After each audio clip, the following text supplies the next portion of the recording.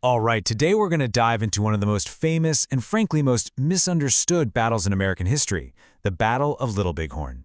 This is a story that goes so much deeper than just a single dramatic last stand. It's really about a broken promise, a huge miscalculation, and a victory that, believe it or not, led to a devastating end. Now, you've almost definitely heard it called Custer's Last Stand, right? It's painted as this heroic final defense against impossible odds. But was it really heroism? Or was it the predictable, tragic outcome of a series of fatal mistakes? To get what really happened, we have to look way beyond the battlefield itself. You see, the legend of Little Bighorn is powerful for sure. But to find the truth, we need to peel back the layers of that myth. And the story, it doesn't start with the soldiers on the field. No, it starts years earlier. The whole conflict was really born from a treaty, one that was supposed to guarantee peace, but was ultimately and pretty deliberately broken. Okay, so check this out. The Fort Laramie Treaty of 1868. This was a huge deal. It was a formal, solemn promise where the U.S. government guaranteed the Lakota people ownership of the Black Hills, a region that was absolutely sacred to their entire culture and spirituality. This treaty was supposed to be the bedrock of a fragile peace.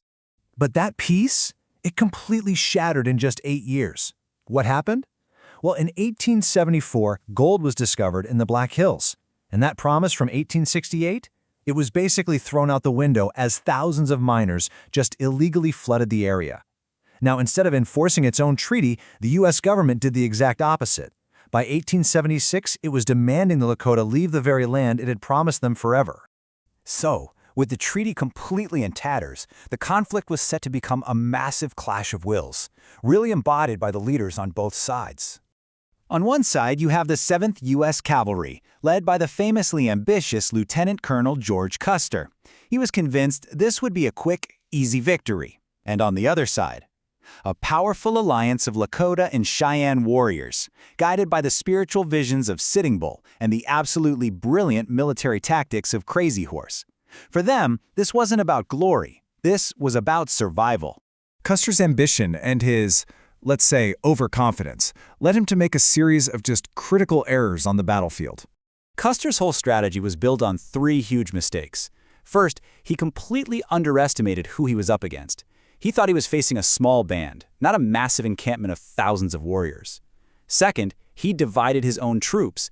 He split his 600 men into 3 smaller, much more vulnerable groups. And finally, he ordered a direct attack against a unified, prepared, and way bigger force. It was just a recipe for disaster.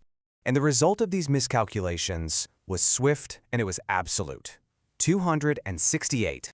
That was the number of U.S. soldiers, Custer included, who were killed on that one day. For a nation that was celebrating its 100th birthday, the news was a profound shock. I mean, this was one of the worst defeats the U.S. military had ever suffered at the hands of Native American forces.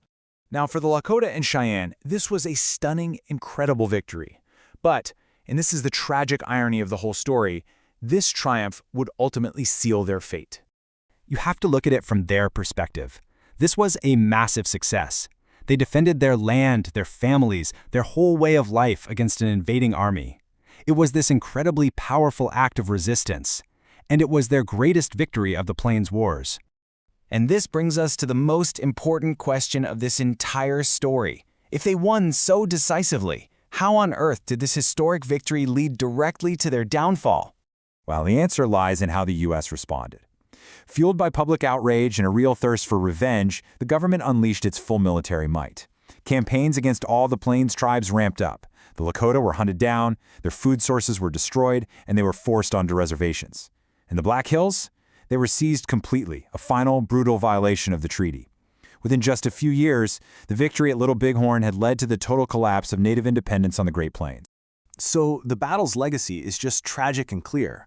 Little Bighorn was a powerful act of resistance, a brilliant military victory that in the end triggered a response that the Native nations just could not withstand.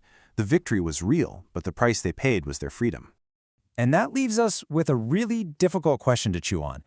How do we remember a battle where the victors on the field ultimately lost the war, their land, and their way of life? It's a powerful reminder that the real story of any conflict is always so much more complex than the myths we tell about it.